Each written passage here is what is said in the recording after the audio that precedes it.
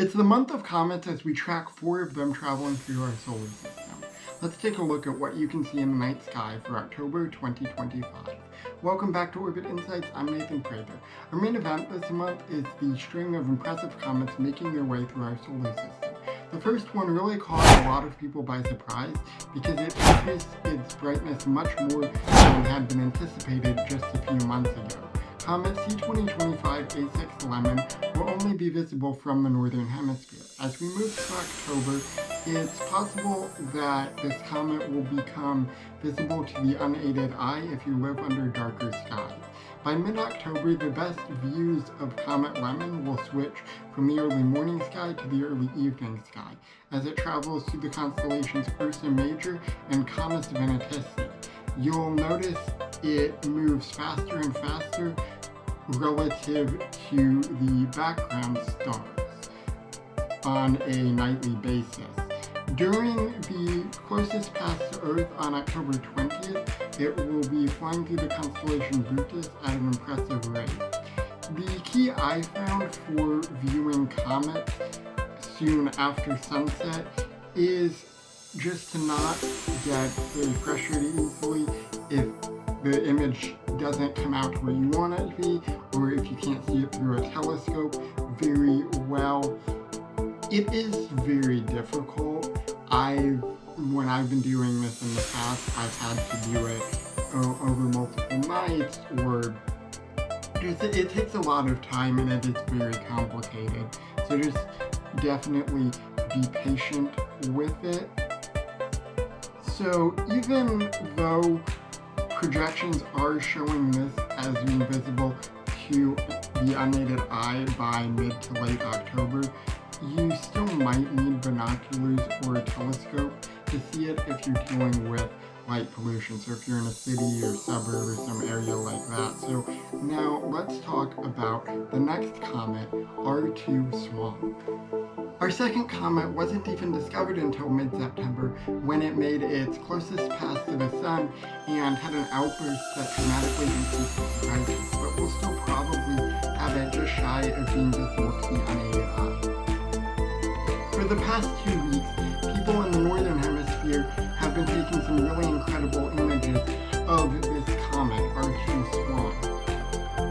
As we enter October, Comet Swan will become a much easier target for those of us living in the northern hemisphere as well. On October 1st, you'll find it near the Stargazing Algaria. As we move deeper into October, the comet will travel into the constellation Ophiuchus with a coast pass to the star Sabi on October 13th. Moving through the Milky Way, Comet Swan will pass through the Eagle Nebula on October 17th, which will provide a really neat opportunity for those who are doing astrophotography. Comet Swan at this point is moving very fast through the night skies. It continues through our solar system and makes its closest approach to Earth around October 20th. With it being visible from both the northern and southern hemispheres, if this comet holds together, it could give people all around the world a really incredible opportunity to observe and image it.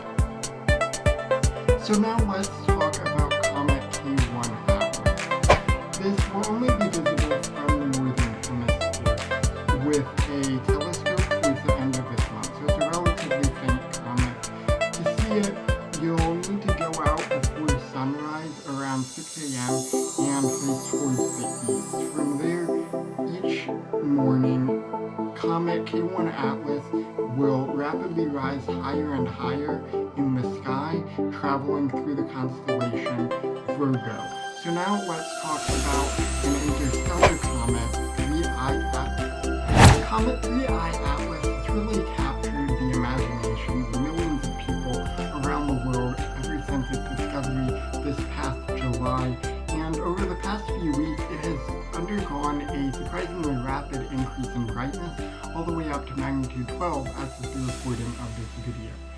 However, the problem with this comet in terms of really being able to see it from here on Earth is just that its trajectory doesn't really lend itself to that, unfortunately. When it makes its closest approach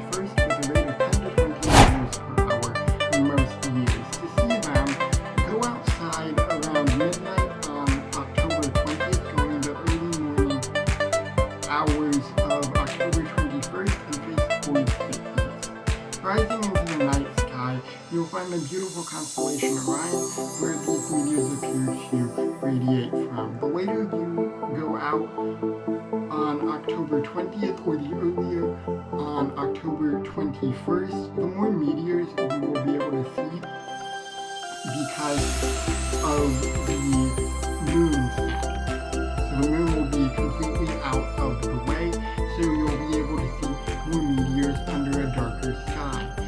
So now let's talk about the moon. So for the phases this October, we start with a full moon on October 7th, followed by a last quarter moon on October 13th, a new moon on October 21st, and a first quarter moon on October 29th.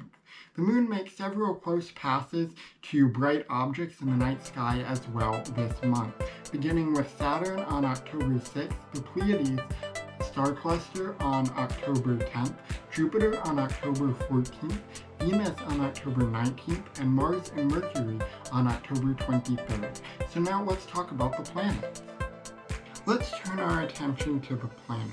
After making its closest pass to Earth just a few weeks ago, Saturn is pretty much the only show in town if you want to go out to see good details of the planets in the early evening with a telescope. With its rings nearly straight onto Earth, it's not the picture-perfect view of this planet that most of us are used to.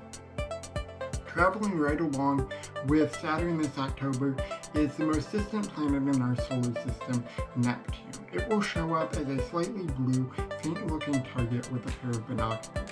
With a telescope, it's tough to make out its disk, but I've been able to on a clear and steady night using a larger aperture telescope with a magnification of between 200 and 250 times.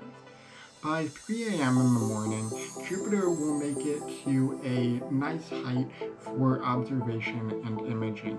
As the month goes on, Venus will make its way closer to the horizon, catching everyone's attention in the morning as the sun rises. So now, let's leave our solar system and talk about the Andromeda Galaxy. So let's leave our solar system behind and take a look at our Deep Sky Challenge for October. So go outside about an hour and a half after sunset on a moonless night and face towards the east. Look up until you come across the impressive constellation Andromeda. Take out a pair of binoculars and look for the star Muro.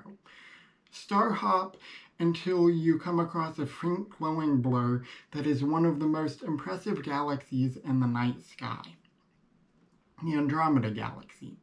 At this point, let's switch to a low-powered eyepiece if you own a telescope. So at 50 times magnification, the impressive core of this galaxy, along with M32 and possibly M110, will come into view. Through long exposure astrophotography, the spiral arms will also show incredible detail. And if you find yourself in a dark sky location, you can even spot Andromeda as a faint blur without any optical aid whatsoever. So those are my thoughts about what you can see in the night sky for October 2025.